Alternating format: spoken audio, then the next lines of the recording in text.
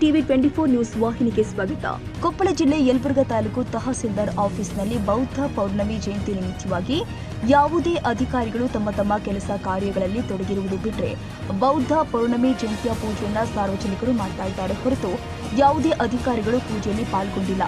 ಇದಕ್ಕೆ ಕಾರಣ ಅಧಿಕಾರಿಗಳಿಗೆ ಯಾವ ಜಯಂತಿಯೂ ಕೂಡ ಸಂಬಂಧ ಇಲ್ಲದಂತೆ ವರ್ತಿಸ್ತಾ ಇದ್ದಾರೆ. ಬುದ್ಧ ಪೂರ್ಣಿಮಾ ಜಯಂತಿ ಕಾರ್ಯಕ್ರಮಕ್ಕೆ ಆಗಮಿಸಿದ ಭೂಮಾಪನ ಕೇಂದ್ರದ ಅಧಿಕಾರಿಗಳ ವಿರುದ್ಧ ಜನರು ಆಕ್ರೋಶ ಹೊರಹಾಕಿದ್ದಾರೆ.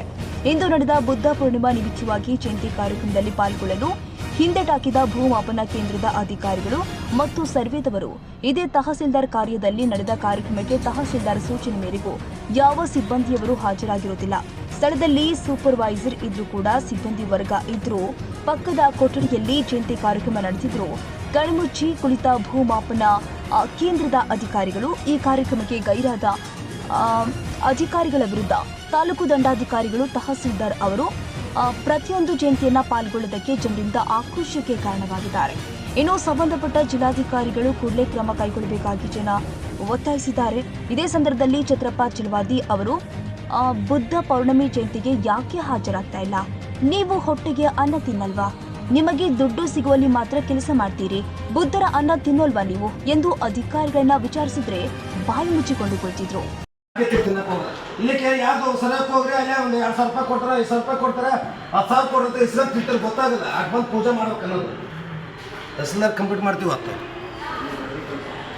ಇಷ್ಟು ಮಂದಿ ಸರ್ ಕುಂತ್ರಿ ಗೊತ್ತಾಗಲ್ಲ. ನೀವೇನು ಅನ್ನ ಉಣ್ಣಾಗಲ್ಲ. ನೀವು ಬುದ್ಧ ಪೂರ್ಣಿಮೆ ಐತಿ ನಾವು ಗೊತ್ತಿಲ್ಲ ನಿಮ್ಗೆ ಯಾರಿಗೆ. ಅವ್ರು ಬಂದು ಕರು ಹೋದ್ರೆ ಇಷ್ಟ ಕುಂತೀರಿ ಎಲ್ಲರೂ ದನ ಕಾಯ್ಕಂತ.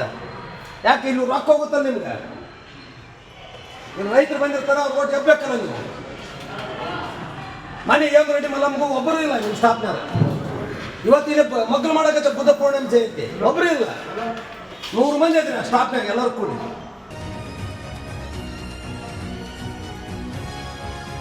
ಕನ್ನಡಿಗರ ಮೆಚ್ಚಿನ ನಿಮ್ಮ ಟಿವಿ 24 ಕನ್ನಡ ನ್ಯೂಸ್ ವಾಹಿನಿ ಇದೀಗ ಟಿವಿಯಲ್ಲಿ ಲಭ್ಯ.